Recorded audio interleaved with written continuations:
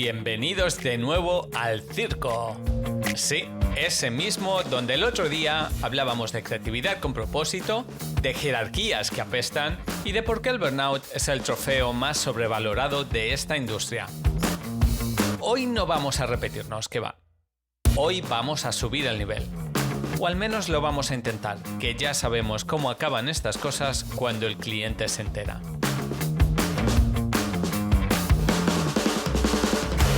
Bienvenidos a El Sí Invisible, el podcast donde incumplimos normas como la gente de Twitch incumple los copyrights, a sabiendas, con mucha gracia y esperando que cuando nos pillen ya estemos en otra plataforma, o al menos con un contrato mejor.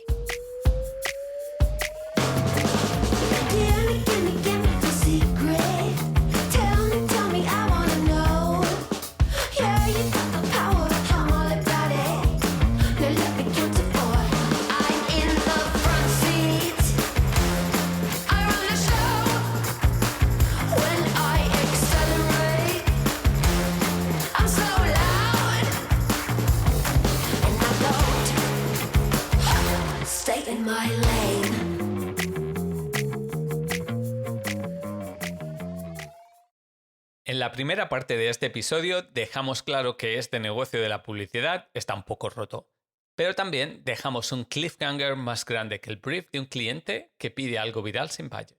¿Y ahora qué? Pues ahora toca hablar de lo que realmente marca la diferencia entre los que sobreviven y los que dominan el juego, o al menos no acaban llorando en el baño de la oficina.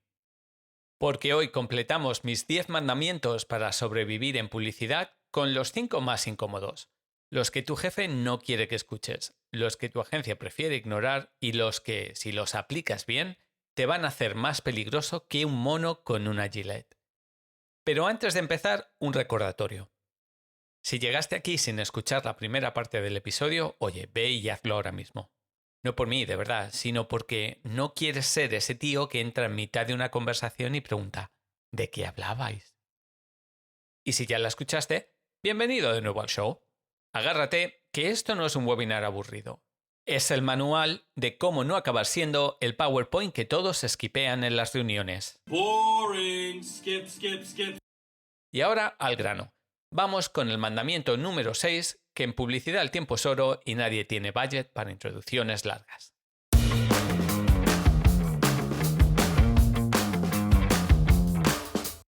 ¡6! La tecnología como playground, no como postureo digital. A ver, ¿cuál es el problema? Pues que las agencias usan tecnología para parecer innovadoras, no para serlo. ¿Y el resultado? Ya lo habéis visto. Metaversos vacíos, NFTs sin propósito y, oye, clientes decepcionados. La tecnología en publicidad es como el gimnasio en enero, para que me entendáis. Todo el mundo habla de ir, pero pocos van, y de los que van, pues oye, a veces no tienen ni idea de cómo funcionan las máquinas. El problema en realidad no es la inteligencia artificial, el blockchain o los NFTs. Bueno, los NFTs sí son un problema, pero de eso tendríamos que hablar en otro episodio dedicado solamente a... Bueno, el problema es cómo usamos la tecnología. Y la realidad, aunque duela, hay que decirla.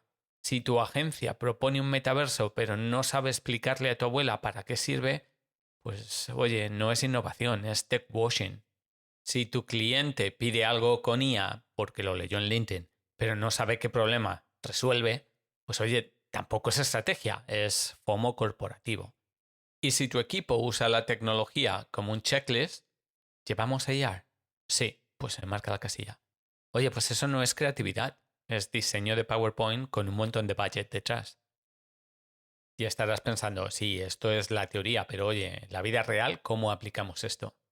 Pues para que la tecnología deje de ser un adorno y se convierta en un verdadero playground creativo, yo intentaría aplicar estos enfoques que voy a compartir contigo. 1. La tecnología es una herramienta, no un fin. Esto es extremadamente importante y parece que no todo el mundo lo entiende. No uses AR, VR o AI, realidad aumentada, realidad virtual o inteligencia artificial, solo porque suena cool. Pregúntate, ¿qué reto del consumidor o del cliente estoy resolviendo con esta herramienta?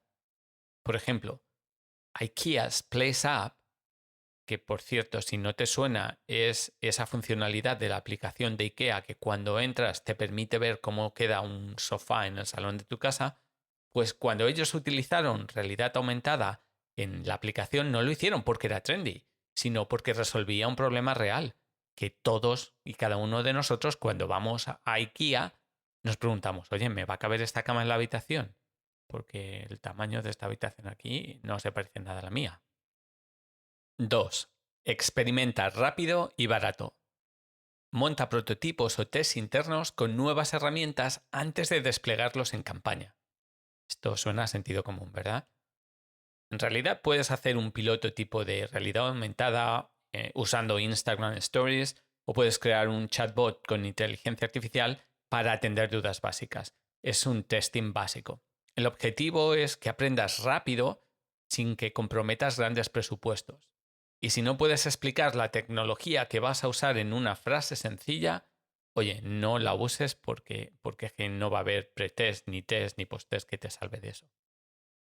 3. Equivócate y documenta. Cada error con tecnología es un learning y un case study para venderle al próximo cliente, la verdad. Here comes the money. Here we go. Money talk. Here comes the money. Money, money,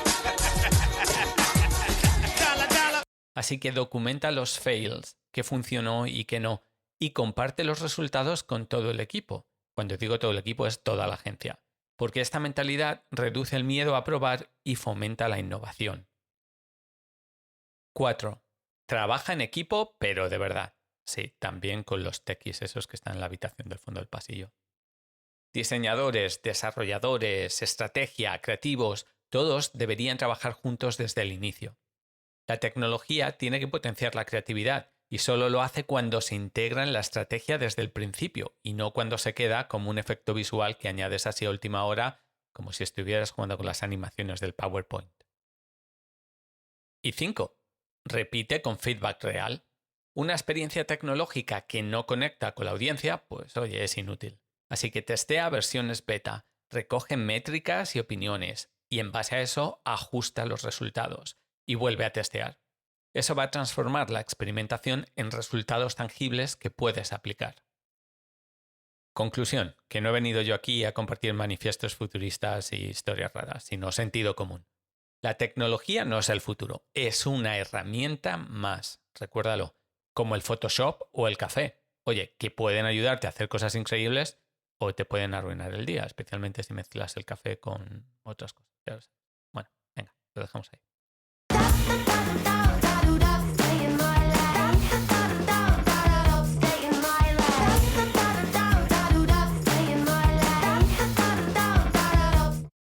Vamos con el principio 7, que antes de introducirlo te voy a decir que es un principio controvertido. Pero oye, a muerte con él.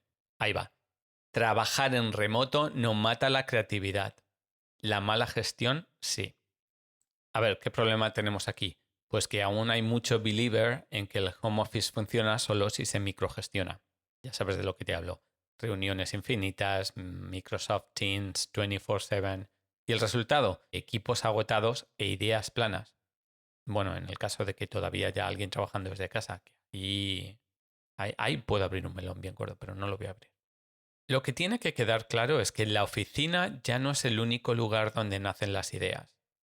La creatividad puede florecer desde cualquier lugar siempre que exista comunicación clara, objetivos compartidos, oye, y confianza en el equipo. Trabajar de forma remota o híbrida requiere disciplina y coordinación, sí, pero también ofrece libertad y flexibilidad que fomentan la reflexión y la inspiración. La clave para mí está en crear rutinas que mantengan el flujo creativo y en aprovechar herramientas digitales para que la colaboración no se diluya. Porque si algo nos enseñó la pandemia es que la creatividad no necesita una oficina, lo que necesita es libertad. Y ahí van unos cuantos tips que yo creo que ayudan mucho a que el trabajo remoto no se convierta en freno para la creatividad. Vamos con el primero. Define objetivos claros y resultados esperados.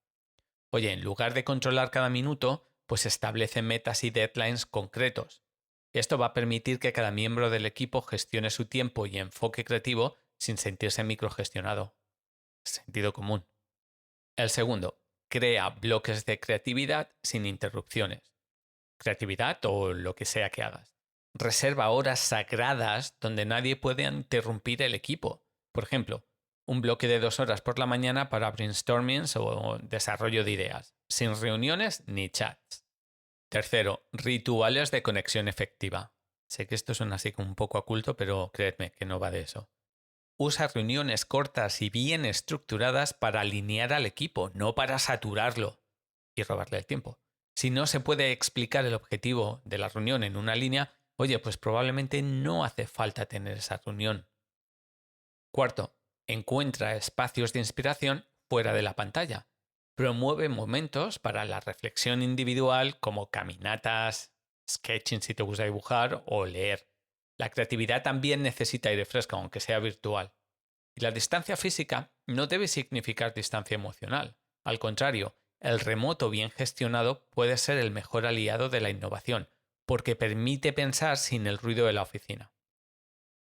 Quinto, transparencia y feedback constante. Fomenta la cultura del feedback inmediato y constructivo. Eso es vital. Comparte avances, comparte dudas siempre de manera regular. La distancia física no debería impedir la comunicación abierta y honesta con el equipo y entre el equipo. Y el sexto, trabaja en la confianza en el equipo. Si cada paso tiene que ser validado, si cada hora tiene que ser justificada, el problema no es trabajar en remoto, ya te lo digo, es la gestión, que es malísima. Así que evita el control por actividad y prioriza el control por resultados. La creatividad florece cuando cada persona se siente responsable y respaldada, no vigilada. Y aquí, por ejemplo, puedo compartir una experiencia personal. Yo durante casi 4 años he estado gestionando un proyecto. Yo estaba en Detroit y el equipo trabajando estaba en Bangkok y sorpresa, ellos trabajaban cuando yo dormía. Así que llegamos a un punto en el que, como nos basábamos en confianza mutua, yo les decía lo que había que hacer, me iba a dormir, ellos trabajaban por la noche, tomaban sus decisiones, decidían y por la mañana venían a mí y me decían, oye, mira, hemos hecho esto por esta y esta razón. Y la verdad, pues casi nunca tuve que echar nada para atrás. Y digo casi nunca porque, oye, como en todas partes, los errores ocurren, así que tienes que estar preparado para eso también. En definitiva, trabajar en remoto no tiene por qué ser enemigo de la creatividad. Es más, es el espejo que refleja cómo de bien o de mal gestionamos nuestros equipos. Así que siguiendo estas pautas, el trabajo en remoto se transforma en un catalizador de ideas frescas, reflexión profunda y colaboración efectiva. Y puedes además eliminar el mito de que esto de estar lejos de la oficina, pues oye, limita la innovación y la creatividad.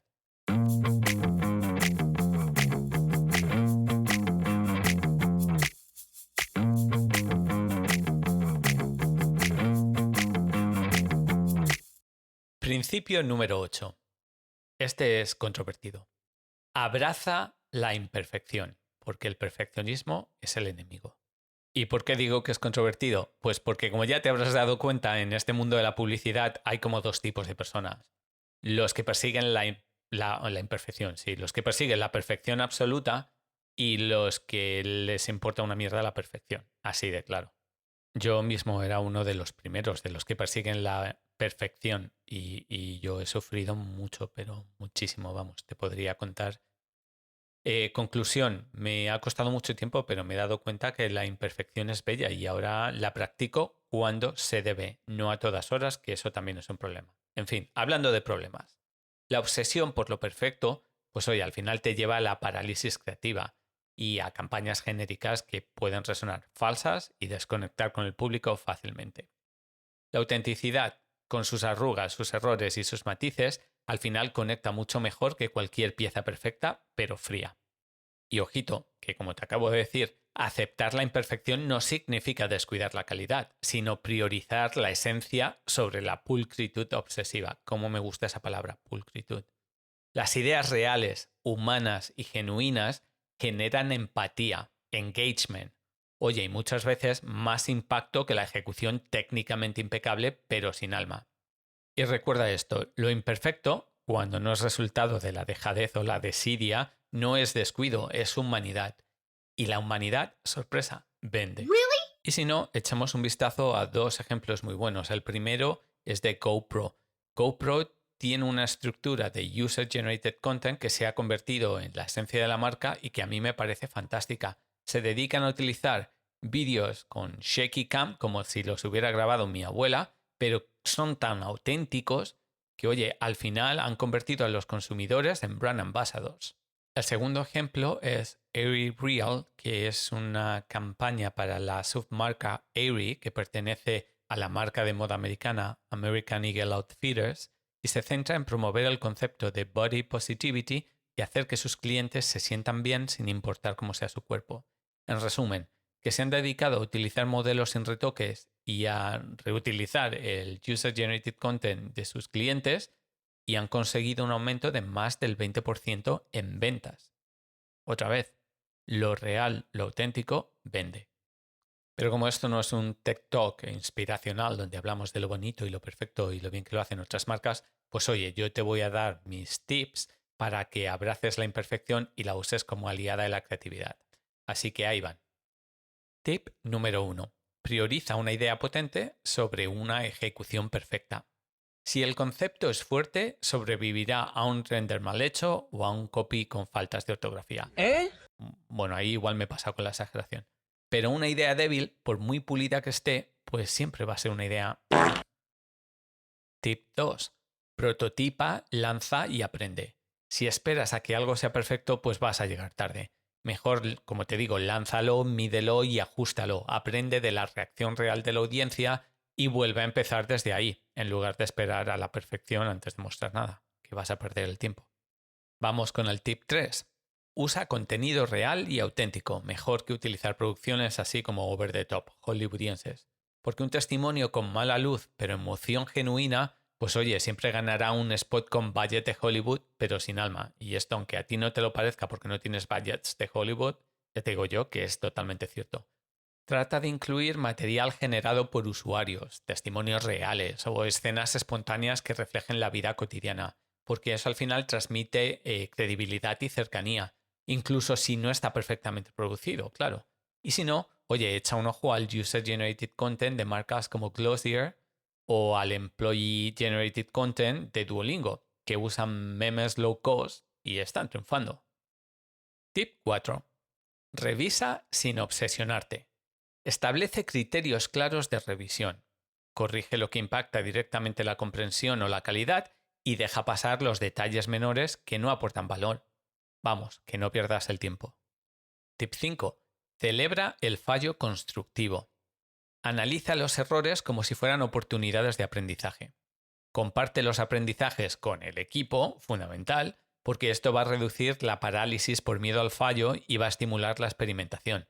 Por ejemplo, una idea que a mí me encanta son los Fuck Up Fridays, donde el equipo se reúne los viernes por la mañana así a primerita hora con todo el sueño y comparte qué aprendió de sus errores de la semana. Esto es fantástico. Y tip número 6, el último. Practica el feedback honesto, no los elogios vacíos. Aquí hay que fomentar comentarios honestos y respetuosos dentro de tu equipo, valorando la originalidad y el riesgo más que la perfección técnica. Es fundamental que critiques el trabajo, no a la persona. Por ejemplo, di, oye, este copy no emociona. No digas, oye, eres más malo escribiendo que Facebook protegiendo datos. En fin, al aplicar estos principios, la imperfección se convierte en un motor de autenticidad, de conexión emocional y experimentación, y hace que tus ideas resalten en este mar de campañas demasiado pulidas y previsibles que vemos todos los días. Y además, por cierto, lo auténtico suele ser hasta más barato. ¡Sorpresa! Eso le va a encantar a los de cuentas.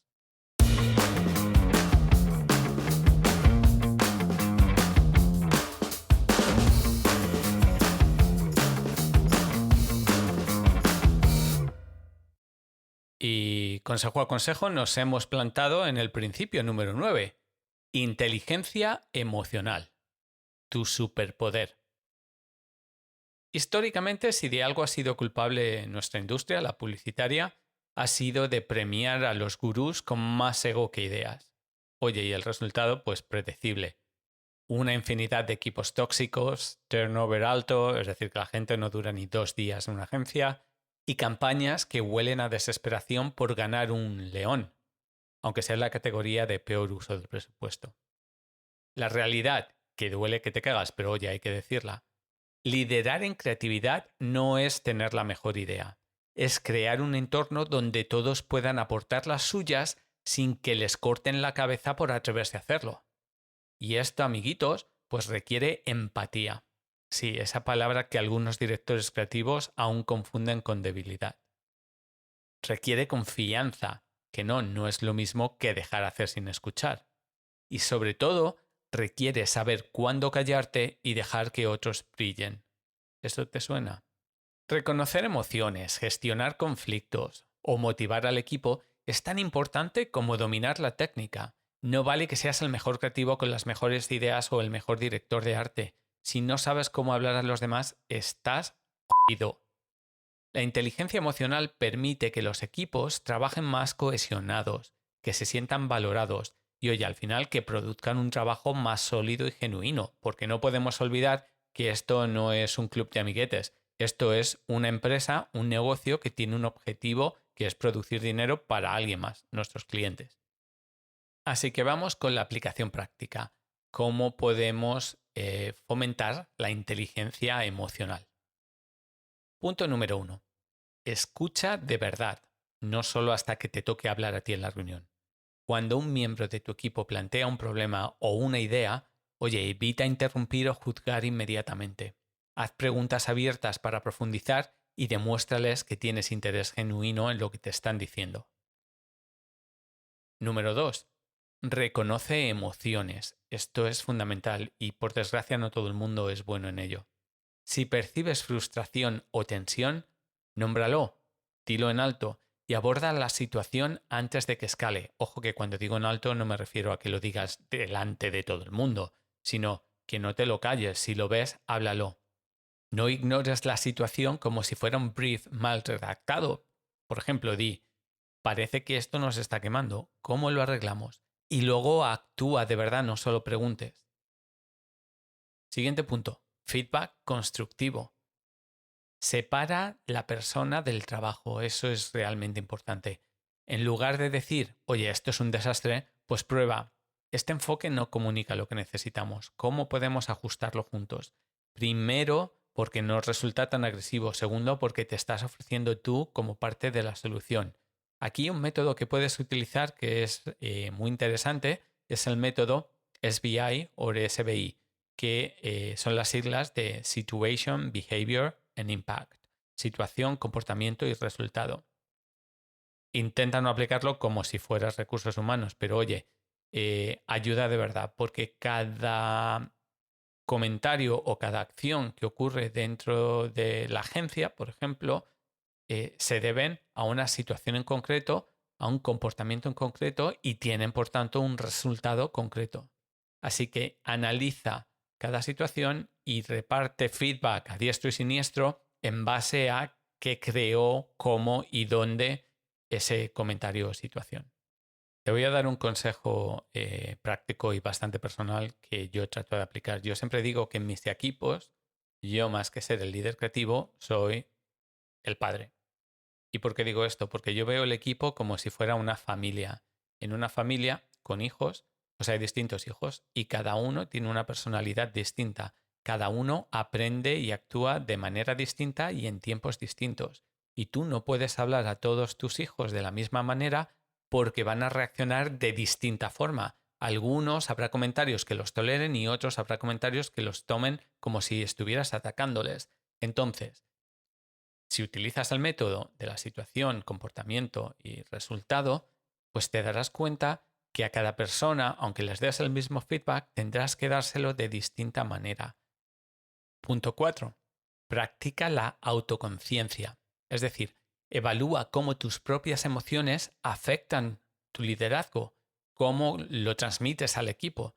Si estás a punto de explotar, y sí, también tienes derecho a sentirte así, oye, antes de hacerlo, respira y no mandes un email pasivo-agresivo. Deja que las cosas se calmen. Porque la realidad es que por mucho que te frustres, tu equipo no es tu punching bag. Y el último punto que quiero compartir dentro de este apartado es que hay que fomentar una cultura de seguridad psicológica. Esto no es tan común como parece. Fomenta que todos puedan opinar sin miedo a represalias. Reúne al equipo regularmente para compartir los logros, los retos, para celebrar los aciertos colectivos, tanto como los individuales, pero no lo dejes solo en la fiesta del verano o en la cena de Navidad y unas palabras del presidente. No, eso no funciona y está ya más que probado. Si alguien tiene miedo de hablar en una reunión, puede que no sea tímido, sino que no confía en ti o en el resto de la sala. Así que la manera de solucionar eso es cultivando este espacio de seguridad psicológica día a día. Y sí, lo sé, este es un punto complicado porque, oye, la inteligencia emocional no es algo que se aprenda de la noche a la mañana, pero entrenarla siguiendo estas pautas, pues te va a ayudar a transformar la dinámica del equipo. También va a reducir el burnout y desde luego va a multiplicar la calidad de las ideas. Si crees que la creatividad es solo técnica y talento, y esto lo he dicho hace unos minutos, es que nunca has tenido que liderar a un equipo después de que les rechacen 3 campañas seguidas. Y ese es el más feliz de todos los supuestos que te puedo dar. La inteligencia emocional no es un plus. Es el pegamento que evita que tu agencia o tu equipo se desmorone cuando las cosas se ponen feas. Y en publicidad, y lo sabes, siempre se ponen feas.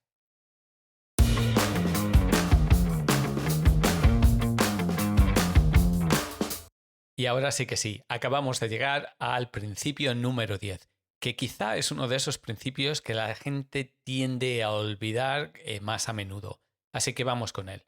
El principio número 10 es construye tu marca personal, que si no, alguien lo hará por ti. A ver, en un sector que está súper saturado, como es este, el de la publicidad, si tú no defines tu voz, pues lo van a hacer otros. Y probablemente lo van a hacer mal. Como cuando tu abuela le intenta explicar a sus amigas lo que hacías con los ordenadores y acaba sonando como si fueras un narcotraficante digital. Algo parecido. Y quiero hacer una aclaración antes de continuar, que es que aunque voy a hablar de creativos, esto aplica igualmente a cualquier profesión o a cualquier rol dentro de la agencia de publicidad. Así que si no eres un creativo, no pienses que esto no va contigo, sino presta atención porque va a haber muchas cosas que puedas aplicar. A ver, a los creativos nos han vendido que solo importa el portfolio y los premios. Pues mira, chicos, después de muchos años dedicándome a esto, sí, son muy importantes, son buenos, hay que tenerlos, pero es la mentira más grande que te puedas imaginar. Tu voz, tus ideas y tu manera de ver el mundo, sí, incluso esa obsesión tan fea que tienes por los memes de los 2000, son parte del package. Hoy en día ya no vale con tener un portfolio alucinante, es que estamos en una sociedad en la que todo el mundo tiene un altavoz y tú deberías tenerlo. Ya no vale con tener el portfolio perfecto en tu página web. No vamos a hablar de portfolios impresos, que aquí hay mucha gente escuchando que no sabe lo que es una impresora. Pero bueno, el caso es, ¿vas a dejar que te reduzcan a un PDF bonito o a una página web así con animaciones? Pues no.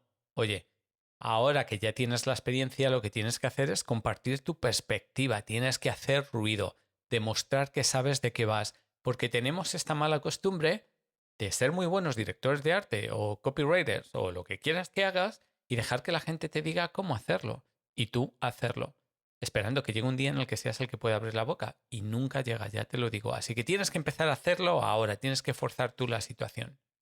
Porque como te digo, si no lo haces tú, si no te vendes tú, lo va a hacer tu ex jefe en su próximo LinkedIn post sobre el talento que se le escapó y estoy siendo bastante positivo porque a saber de qué es el post. Pero bueno, construir una marca personal no tiene que ser autopromoción barata, no lo olvides, que te dedicas a la publi. Eso es lo que hacen los influencers de marketing que te venden cursos de 500 euros, pero tú no estás ahí. Es mostrar consistencia, criterio y autenticidad. Publicar, hablar, enseñar o escribir son formas de decir, oye, yo existo y no soy un brief mal interpretado. Vale, Roberto, ¿y qué puedo hacer yo para poner en práctica toda esta teoría bonita que me estás contando? Bueno, pues mira, lo primero que tienes que hacer es definir tu historia. ¿Eres el que une estrategia y creatividad como si fueran gin and tonic en un afterwork? ¿El que le da soul cultural a las campañas? ¿O el que salva briefs imposibles con un JIT bien puesto? Descúbrelo. Encuentra cuál es tu esencia, porque si no, en tu próxima reunión te presentarán como el de los moodboards bonitos, y no lo eres. Comparte insights, no solo los awards que tienes. Publica aprendizajes de proyectos, reflexiones sobre la industria o anécdotas que enseñen algo a alguien. Por ejemplo, cómo sobrevivir a un cliente que pide algo viral sin saber que es un algoritmo. Uso este ejemplo porque todos hemos estado ahí. Esto construye autoridad y además incrementa la cercanía. Y de paso, evita que te confundan con un bot de stock images o con ChatGPT si eres un copywriter. Otro punto a trabajar es tener un portfolio activo. Tu portfolio es tu Tinder profile profesional. Y seguro que el Tinder no lo descuidas. Así que actualízalo regularmente y explica el por qué y el cómo de tus proyectos. No solo el resultado o no solo te quedes en compartir el vídeo. Porque un me gustó sin contexto al final es como un brief sin budget. Inútil. Otro punto a trabajar. Networking digital. Interactúa con otros creativos, comenta, comparte y sobre todo da crédito. La marca personal también se construye siendo parte de la conversación, no hablando solo como ese tío del bar que nadie escucha por la noche. Y el último punto que quiero compartir contigo es probablemente el más importante. Practica la consistencia y la autenticidad. Tienes que mantener un estilo y tono reconocible, que te definan. No finjas ser el gurú de la innovación si tu mayor skill es sobrevivir a reuniones a las 8 de la tarde. La autenticidad conecta más que cualquier trend de TikTok, eso está clarísimo. Así que elige una plataforma, la que tú quieras, LinkedIn, un newsletter, podcast, Twitch, cuidado con los copyrights, y publica con regularidad. Porque si no, al final te recordarán como aquel que prometía un post sobre creatividad y nunca llegó a escribirlo. Pero si hay algo que quiero dejar verdaderamente claro aquí, un poco como para cerrar esto, es la idea de que construir tu marca personal es una maratón, no un sprint, a menos que tu sprint sea huir de tu jefe a las 8 de la tarde. De verdad, que esto es algo que tienes que hacer todos los días, un poquito. No esperes a querer buscar otro trabajo para ponerte a cambiar el portfolio, como haces siempre. Pues lo mismo con la marca personal.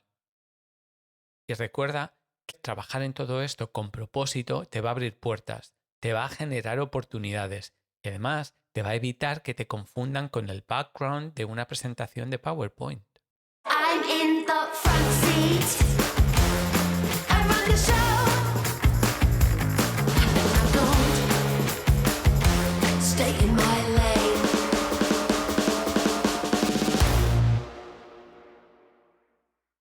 Y así, poquito a poquito, pues mira, ya hemos acabado el episodio. Así que para cerrar esta conversación de hoy, quiero recordarte que estos 10 principios o mandamientos obviamente no son una receta mágica. Las recetas mágicas son como los briefs perfectos, no existen.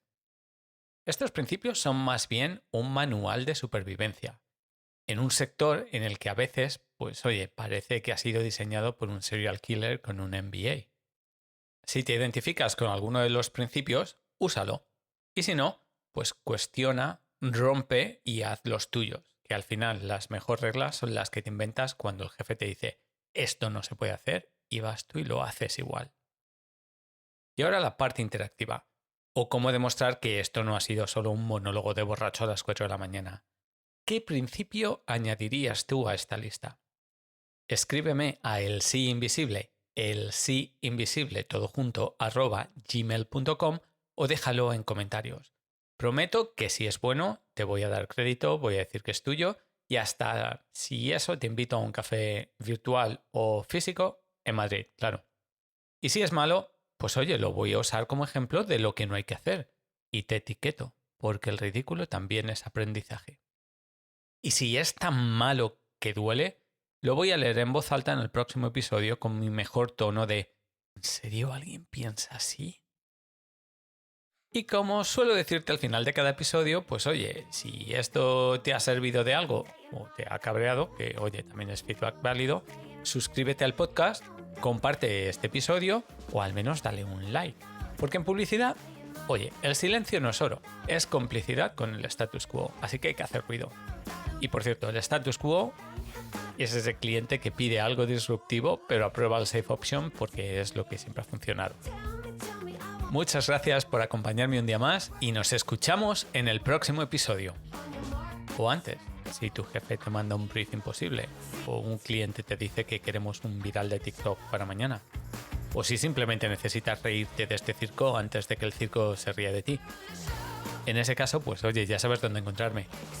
Y si no lo sabes, es que no has estado prestando ni puta atención. O que igual tu wifi va peor que la estrategia digital del Corte Inglés.